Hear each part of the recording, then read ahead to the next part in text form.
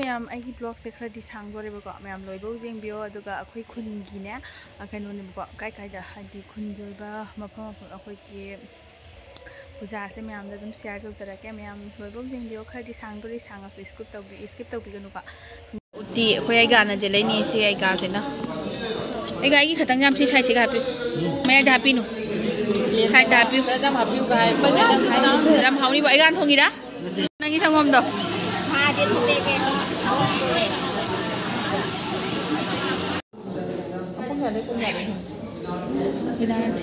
नमस्ते अखोई लेहौ पोपीगी खाली मंदिरनिबको अदो लेहौ पोपीदा लेजरसो अखोई नोंबौ सुगा लाक्ते खंगदेबको लापनाबनिना लेहौ पोपी मसेन ओइनरसो अदो हौजिसे नोंगालकपदा नोंग सुमाइना चुरेबको पुंग मरी मखादगी चुबा नोंगने अदो याम थाजदे काली पूजा नुसे सुमाइना नोंग चुरकपसे अदुम पूजा नम्बनदि सुमाइना काली पूजा नोंग चुबने अदुसु ngarang phawdudi sumana nong chubagi karigumba am lehawdabanebako haidi ingri lehawde adu ngasi se nong chuna leiramme nongalakpatako adu jam hangadra hangoidra na khanna leiginebako tadi yaune ngasai gi nong khusu duga hojiki nungsa se thajadebako sumaina khar tholakkanebako adu hojik se nong se phare sumain thadi thajado adu nong di am leyeba मथक्तको अदो लाई Khurram gate चटकिदि खले अदो ma'am Django अखोइगी कइनोनेबको से कइनो चंप्रा नेबको हंदक चंप्रा से पानबति तुम खरा वाले दोइसु दुम पाले ममांगदना हेलिबो पानबसेको अदो चंप्रा से मुले से चंप्रा से असिंग चंप्रा नेबको चंप्रा से जात हम ले हाबने अदो से अखोइसे अखोइगी माइगी मकुसे हेंजन्ना ग्रो ग्रो लाउबिदु नतिबको असिगा चंप्रा अमा लैरे अदुगा मनिंगदा अमा लैयबको मैं हजे लोइसल्लागे अदुगा पूजा से ngahak चथौगेबको पूजा लावना जाम कना हाइरे हि चतोइगे हाइना लेरमबने दो चथोरको दो खोइ चंप्रा से फसन सिंगलकेबा मनाक चंगाको योने याम हिदाक कानाबो पोनिबा दो हंदक से इना हिदाक सिमगे खलकपो मतम से जाम पालमद्रे हाइदि पालमद्रिबको आई कैमरा सिंग से इवा वो दुमाइ तवे अदो मैम लोइसल्लागे नत्रा नोंग सुदुम हुंधांगना चुगदा मोंग सु माली जेंगे ग संगम हापिबको संगम हापा ngahak सौहनगे सदना लेरे थाव आई से जानिंगेबको ngasi से साथीना अदुना जानिंगवनदा आई से हौरबने बदो मासे कंगबजा हौद्रबा खंगदेने अदो कइनो खंगदे खदि चारगे चागा थपसिना आई अक्ता थनिंगुरेबको अदुना साइ से आइना लेरकपनेबको आंगांग थिनबा जकपदा लेरेनेबा हौबल लोरे को बेबसा अदो आइना ने मै लेथारे ने लेथारमगा मै से लेथाबा जरोमदन काथोखरेबको सिफ्रागा दुसु कयम काले चागा थक्तोमिनाको से हौबल लोरे अदुगा चागा थानी प्रप थक्तोगे दोइ चटलागेबको याम लोइसनबा लोइरेबको अदो खोइसे हुजि मोम थाले मोम थानबसे लोरगा थोक्तोइनेबा अदु चनिंगदे चतोइमि जाथिना ओलांगि वांगना बिबिक छौरे अदो मैम थोकनबा तौरगे अदो ताचोइगिदो मोय संगोई ताचोइगी संगोई थानबा लोइरेबको अदो अखोइसो अखोइचे ओइ थाली थानबदो आई तावदो सुमता चटलुगेबको आई तामा लाओइना हारिएबा अदो इता मामा ओइ चटलुगा थोकलागा तोइदि अमुक एंडी थोकतोइनेबको थोकपसे संदादि खक ताखरे अदो कमाय तोदनो खंगे थोगा खंगनि एंडीदा हान थोखिगे थोगा लाई खुरममुरगेबा खुरमगा मुक थोकेबको अदो अखोइचे ओइ थाबा मोम थानबा लोइरे तम तम जेंहलके कोइसे थानबा लोइरेबको लॉजिक लाइट से थानद्रि थालानी अदुगा संगोइदसु थान बिजाना जुंगिनेबको पुन्ना चुदुनेबा मोमसे दिया थानद्रे मोम मोइ थाले थालिको जाम हिंचना थानद्रे सम हेंगे जाम थानगनी ना हाइरेबको सिदा लेरे अखोइगी माइटेन आई लाइट थालकेबको याहू लाइट थाले हौसेक लाइट थालगने अखोइगी मोम थालेसे जामना उदेना मुथलिनेबको अखोइसे संगोइ मु थाले इना मगे सानबा हौरे ngasi ai camera से इसेंग सेंगदि कगिनो हंगदे वाव मोम अतेनबा अमममगी मरकता सांगबा मम जुंगिनेबा जाम फजे नंग डेकोरेशन जेन फजे होरे ngasi थान मतमदा गनो लाइट से मुथखरो नंगी नंग ngasi थान मतमदा लाइट से मुथखरो बा खंगेना सांगबा अतेनबा मरकता सांगबा थममी जाम फजदोरिए ना मोगी पूरा थानबा लोरमे आ लेहबुबिगिदा फजदरा जेउने कलर का फजाम फजहरे तो सिबोंजी याम फजैने हौजिकता काली पूजा माले दिवाली माली हाइबा दिवाली की नुंधांग से जाम थत्तीना काली ने हाइबने ओमा लाई नुंसीबम सु सतलमिए से पिंक मचुगी लेदो नत्रा बिस्कास तो मैम जेंगो फजद्रा खुफज अम लोइरे अदोइकी मचा मचा मरक्ता दुम मोम मचौ जब हापकी डेकोरेशन तौबदो अदो इनमसे मा मोम थान लोइना मा लाई खुरम लोइन लेप लेना मे लगबदा दो सिनी मे आ अदो लाई मंदिर मोम चलसिबुका लाई मंदिर से अम कोरुगे ngasi di kano खाइदा खेची हौ याब्रा ओ मा बम थाद्रबो ना नैत्रबो अदो खोगी तम समाय लेरे हयेंग ने बको नन थाद्रैसे सोगे दसि लाओ लोइसन बे अमुंगाइ रे साबे लांगना सित एइ ताओदि हा इता वा मामा दे हले ता ला फोटो का पुछिला दु तै मोय कनो दा मोय की आई फोटो का पुछलु रगे अदुगा इना मलोसन बंगाय बोय नाय फोटो सिंग हा का पुरगे बको बोम धाब दे की मन्नी ना हुई अमा खचेलै बको अदो खोइन फजना थंबिरे अदो खोइ माइते ना इमुंग द होइजनग्रे बा खोइ माइते ना चिक तै तावे अदो मासे बोम धाब दगी माइकै सिलाइ खंगदना चेलै ने बा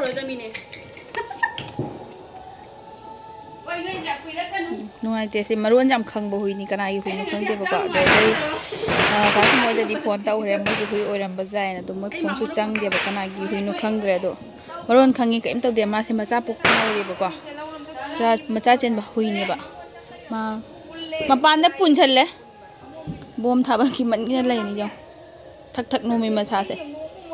कोइ नुपा सिना खदा कोइ नुपा दो गाय झरगे कोइ नुपा से उजी गरम नि मा थादोकते ना कुतुम चले रमको मचो मचो हाउबी हाउबी पुरक्तैनी मा मनम नमी मिसे अदु थांगुबदै मा वान तुंगरे मा थादोवाय मिसे अदुगा मासे चिकतोइने बा मम्मा ओइरमगद्रा इन खले दो थांगति न चंगदे बोलो ताउनो कुतुम जासे चले बाय बाय कुतुम से बाय बाय हाउबी हाउबी पुरके से खोइ सुने बम थाबसे थादोकते बबा अदो Kiri mi kiri, maki. Nang bem kai nam. Nam aсе loisan ba loi ra ba loi jiba khangde nam chinba jaira kam pui chang be ba du jeung ke.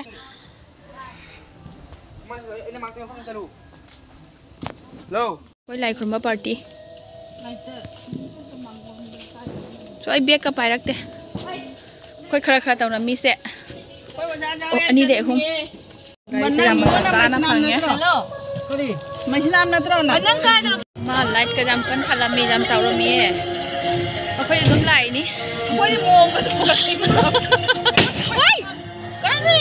ngau tro mang đâu re akhoi mom nang na che ngai mi kai jaw re mi am tilami bon ki nam chaw ye asi ra han mala sa din the खुद नमा मोम का पुरक्ति अखोय करीम आई खुरमोय अदसु लैमांग चांगिंग दे आ स्वाय हे फमगे ताउये नमस्ते अखोय लेहौ पुपीगी खाली मंदे नि बका अदो लेहौ पुपी दा लेजरा सो अखोय नोंग बौ सुगा लाक्ते खंगदे बका लापना बनिना लेहौ पुपी मसेन होना रसो अदो हंदक ना हान बलाई ने थेंग अखोय से दम अखोय नमा चुम चुमना पूजा तौ मारे तौ बखन बको अदो जाम चाउना तौ मी पूजा से अदो लाई खुरम बलो हरब गरम तौ बको अखोदी मोम सोमता पुरक्ते सुम चंगागा सुम खुरम मुके बको का दरो लावाई कविसे ngang मचा इन गनि ओ अदो मोय लाई Khurram लोइना हाइरु केलमे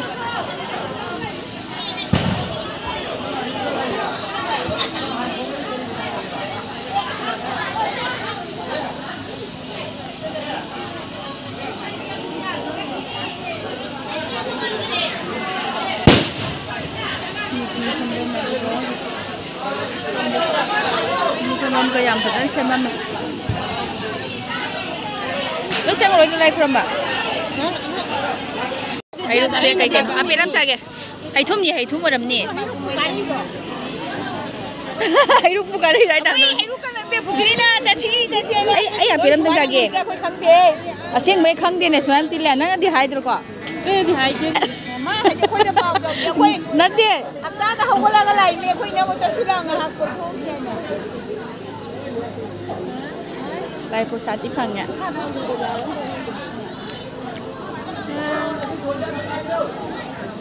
ไม่เหมือน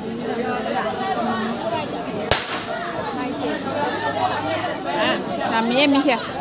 มีลายคลุ้มเลยนะฮันนาดีเนี่ยที่มาจริงๆท่านเลยน้ำค่อยชี้จอดแล้วก็ใกล้บ้านนั่งเนี่ยแบบไฮเดียใกล้แบบทั้งเขาเลยใกล้แบบบุดินนั่งเป็นทำกันจานใกล้แบบdia nang banat dia ado ID apa nak aina kenal lagu ga jadi siga turun siga jam kenara me bapa aja jam sini mi setilam me mandi se kapu ye bapa lai ba semai tak on me aduh cara ko ko sana itu hari lai ko ko hoi kai bu chan ni kya ado mathang gi chahi da dia ko so hai ka chu la ni handa ki se kai kham ba ni na ba to ko ne tum khali pujai na sin ko ga sin tum na lai ne ba do mi thing na tha de ko gi le ko ya se ki ya ba ma sang ko ko le ko bi ro su kun je chao ba ni na tham na de da na ko do ni ba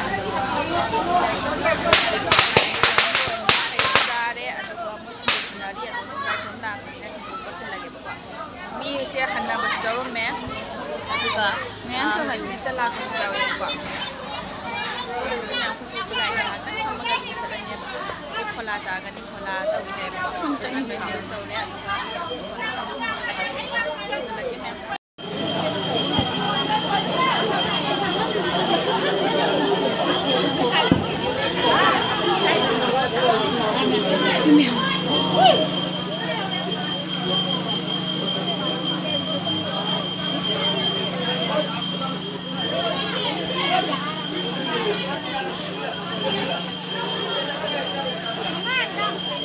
nè phải nhớ ở thâm bị siêu anh rồi cái gì nữa ấy chấm bánh kia thùng bao đó cái biểu ra đấy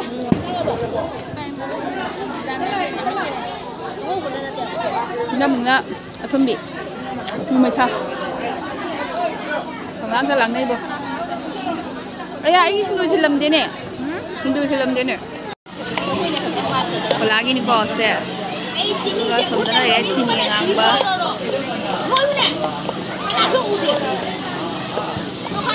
Phật rồi.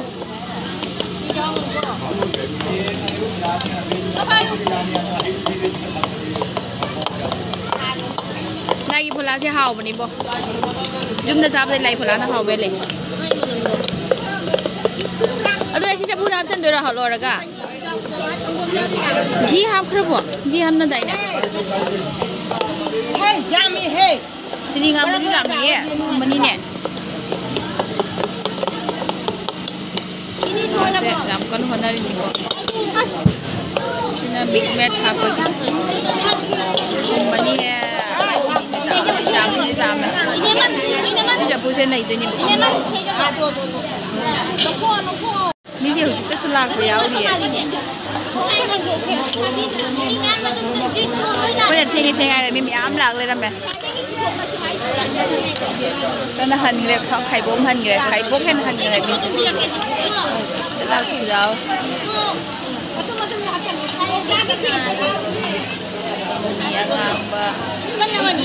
ini ngau ham na dro ai ma nang na nai du na kai no ini ngau tu ni ya da na kut ka jang nai khala nang noi du do chaku na pheo da mi ni ngam se pa pa na la phoi jau pro du ga nang bhe ka wa ji chama tu ang go ko re jam ma du ga ni ko ne lai prasani tu mai matum jaro si tumpa hau ta hau doi ni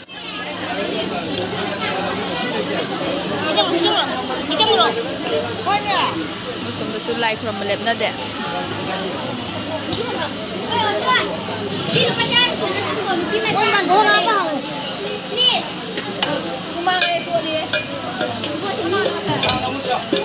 nangis ngom do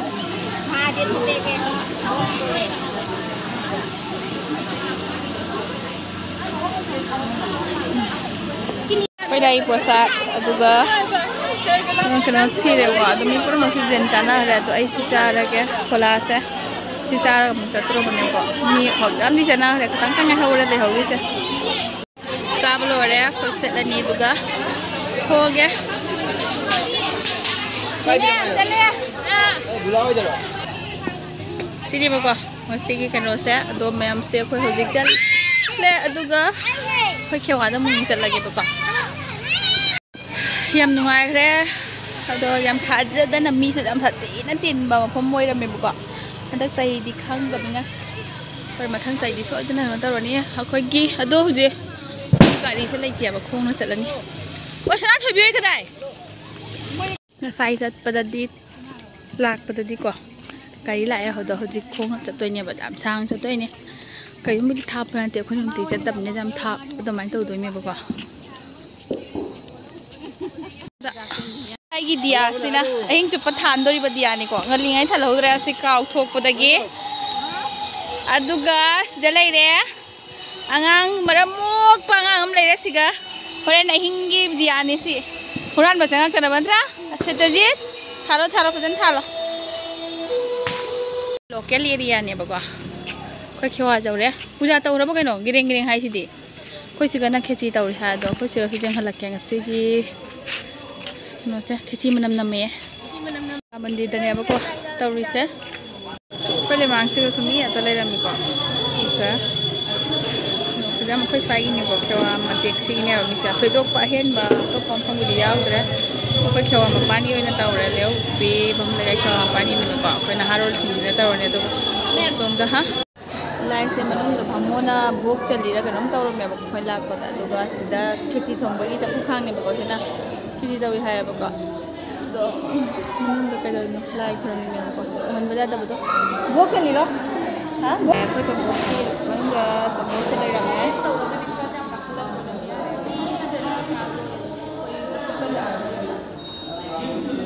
man sing ki dei ko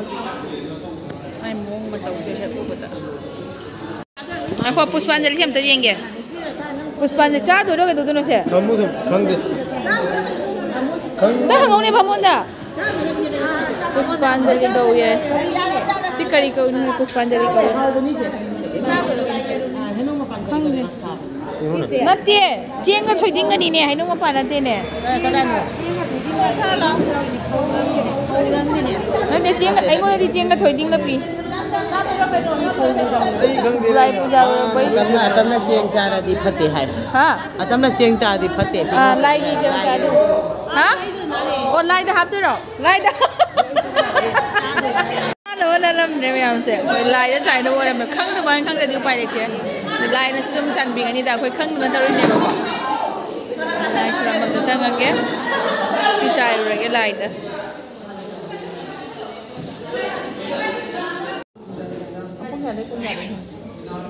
Kita nanti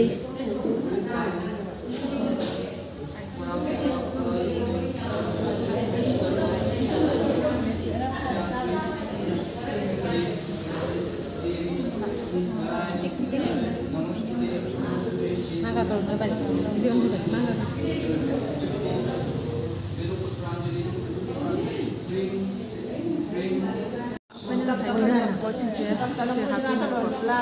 Này pun nó chạy ở đây nè bạn.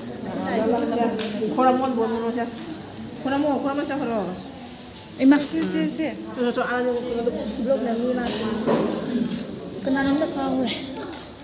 Sila niya ingat sila nuai.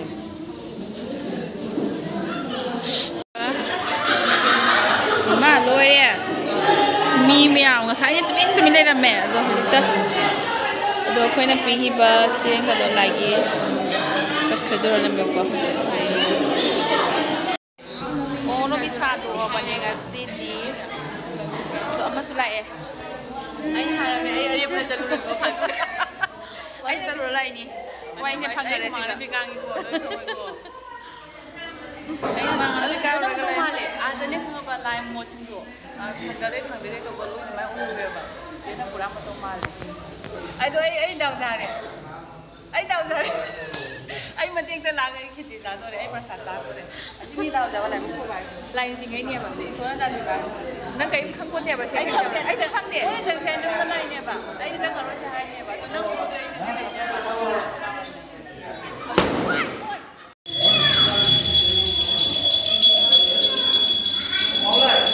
ऐसे जम चावल बजान ना पीते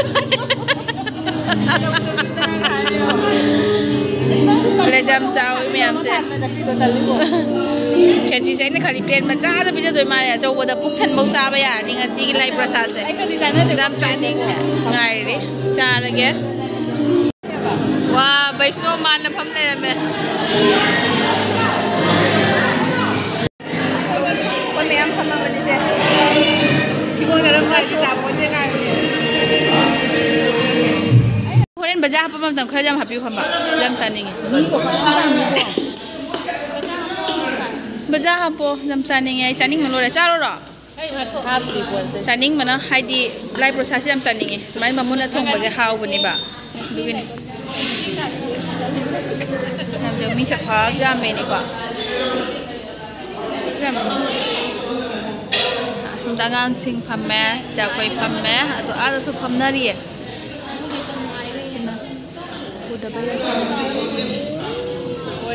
อุติคอยไอ้การน่ะจะเล่นนี่สิไอ้การสินะไอ้การกี่ขัดตั้งยามที่ใช้สิครับพี่ไม่ได้พี่หนูใช้ได้พี่จำหับพี่กันจำเฮานี่บ่ไอ้การทงอีนะไอ้การทงไม่จำเฮาปะเนี่ยအခွေးစကန်နေချက်ရချက်နဲ့ကိုချလီတဲ့ဂါရီတော့ငါโอ้ไอ้การทงเนี่ยที่เนี่ยไอ้ในการทงเนี่ยเขาลิกระทงเนี่ยใช่กันโอ้มันจะเงาช่วงหลานนี่ก็เขาจะนำเงาช่วงเนี่ยแบบ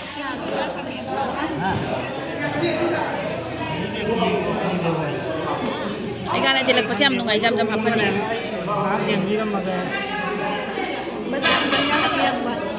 ไอ้การข้างหน้ามันมาเช่นแต่เขาจำพับอยู่เพราะฉะนั้นอันนี้เราใครไปใกล้เจ็บอ่ะไอ้การกี่สิกพับอยู่ก็เขาตั้งจำพับอยู่แล้วจำพับไปรวยเราด้วยจำพับเจ๊เพื่อหัวจิต complete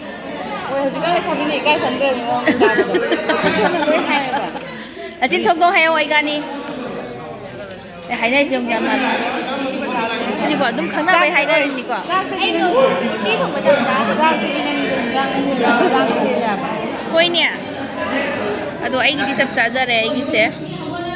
ปรา complete กันโอ้ยเด็กเด็ดโอ้ยเด็กกว่าสิจ้าอะไรแบบนี้เอาอะไรก็จ้าบ่จ้าบ่รู้แล้วรู้แล้วไอ้โมโลเสียมันตาสวยก็จะมันนี่แบบกว่าini pun masih sabar, kau ini mau cari, langsung di sana deh. Penting tengah jam haul deh. Sana sih lagi plate am terjeng halak keseh. ai plate ni ai sama ni ba kau pamu punya betul ni bo kau ya pamu ibarat aku pamu ikan maiไม่ปามุยคุปามุจะลอยได้ปะที่ว่าชนะสิเนี่ยกูปานะคุยได้กูจ้างเลยมันหน่อยกูจ้างมึงคุยแบบจุ่มเมียแบบตัวคุยไอ้จะกระดิ่งจะรู้ไหมหนูชิลาที่ไปแล้วจะแค่เนี้ยแบบตัวตุ้มไม่มาเสียเลยจะจ้าบอกก็ลอยแบบก็ทุกลาเป็นนี่บอกว่าจ้าบอกเลยแบบก็ทุกเลยมันมาทุกตาเลยนะเขาจังบอกยังทำเลยทุกเลยตัวพี่สุดเลยเขาเลยมาเลยเขาเลยอ่ะต่อไปทุกเลยमैं खुद जम जाओ रे बुका तो जम कोई जम थाजा जना कोई की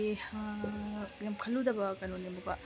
अदु थाजा दबा फम द चाउ सु तो ले मैं मैम सु दम येंग दो ने मैम तो आई की वीडियो से लो तो फावो येंग बिओ खतंग दि सांग दो रे बुका अदु निथांग सु रे हायेंग मुक नुहा लगा ना करी हाइती ngasi di ahan bagano ina ko tumsu tumni ya ba ko ni ware ba ko dum som dal hu bi khun dum salo le haidi me ai dum salo le do ko khwa dum sale dum ware adum ya matang si ga gi blog salo sala ge atuka mathang gi blog ta sum tam tam phagara se ba ko me am dum bye atuka happy diwali me am